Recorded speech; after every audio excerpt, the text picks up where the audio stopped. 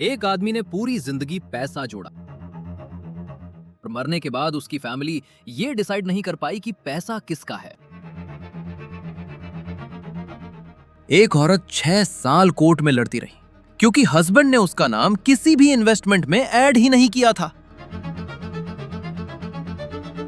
एक bank account, एक nominee और 3 लीगल हियर्स। अंतिम संस्कार खत्म होने से पहले ही घर में एक ही सवाल घूम रहा था, पैसा किसको मिलेगा?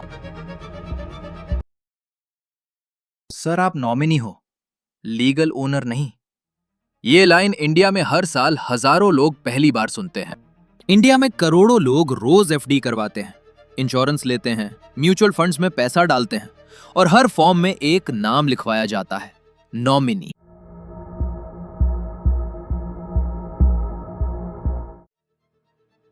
ज्यादातर लोगों को लगता है बस नॉमिनी लिख दिया मतलब पैसा मेरा है, और इसी कंफ्यूजन की वजह से हजारों घरों में रिश्तों से पहले डॉक्यूमेंट्स चेक होने लगते हैं और सब शुरू होता है एक छोटे से फॉर्म से। इसे समझने के लिए थोड़ा पीछे जाना पड़ेगा। जब इंडिया में बैंकिंग सिस्टम ग्रो कर रहा था तब एक प्रॉब्लम आई। अगर अकाउंट होल्डर मर गया तो बैंक पैसा किसको दे? बैंक जज तो था नहीं, इसलिए आइडिया सिंपल था, अगर आदमी मर जाए तो बैंक टेम्परेरी पैसा उस इंसान को दे दे जिसका नाम फॉर्म में लिखा है। बस ध्यान देना, लॉ ने शुरू में कभी नहीं बोला था कि नॉमिनी ही फाइनल ओनर है। नॉमिनी सिर्फ एक रिसीवर था, टेम्परेरी होल्डर।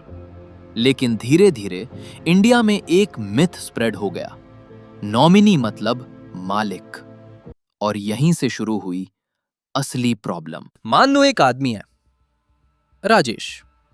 राजेश के पास था FD, savings account, mutual fund, हर जगह उसने वाइफ को नॉमिनी बनाया था।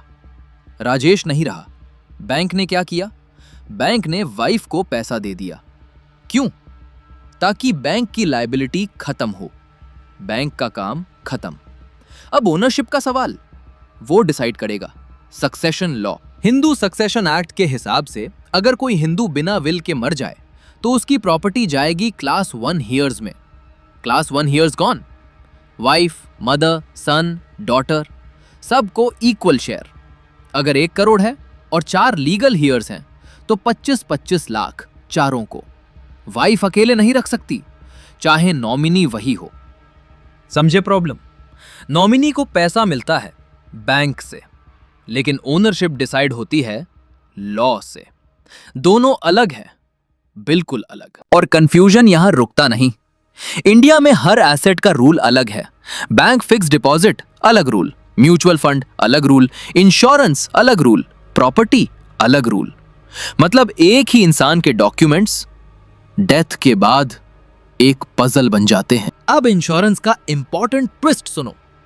इंश्योरेंस लॉज में एक स्पेशल कॉन्सेप्ट है, बेनिफिशियल नॉमिनी। अगर नॉमिनी है वाइफ, हस्बैंड, बच्चे या पेरेंट्स, तो सर्टेन केसेस में वो सिर्फ रिसीवर नहीं, एक्चुअल ओनर बन जाते हैं। मतलब इंश्योरेंस में नॉमिनी की पोजीशन बाकी एसेट से ज्यादा स्ट्रांग हो सकती है। अब प्रॉपर्टी का ट्विस्ट सुनो। कई लोगों को लगता है फ्लैट नॉमिनी के नाम ट्रांसफर हो गया, अब वो उसका है।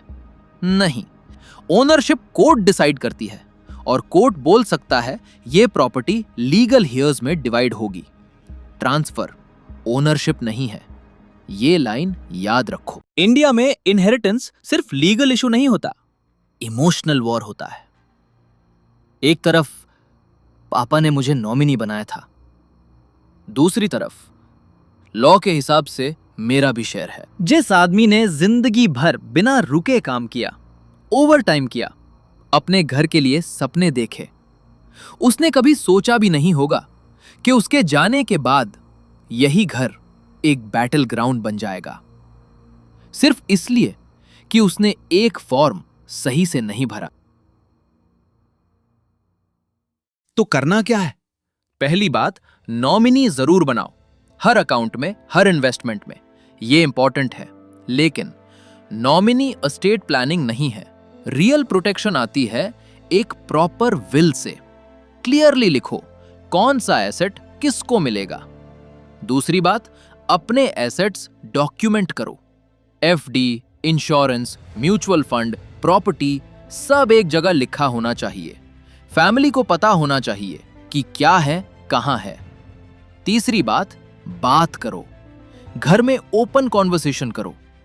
ऑकवर्ड लगता है, हां, लेकिन बाद में कोर्ट से ज्यादा ऑकवर्ड कुछ नहीं होगा।